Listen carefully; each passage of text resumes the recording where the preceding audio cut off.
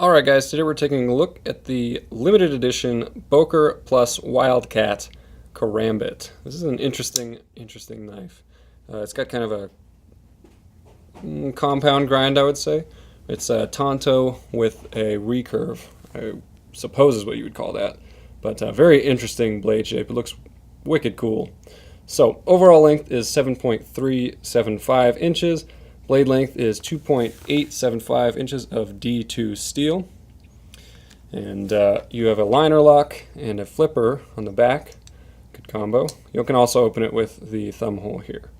So handles are G10, Black G10, and they are 4.5 inches in length. And I believe that includes the hand or the finger ring.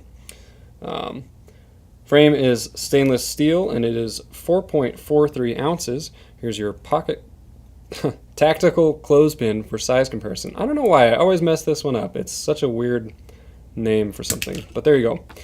You got a pocket clip for tip up right or left-handed carry.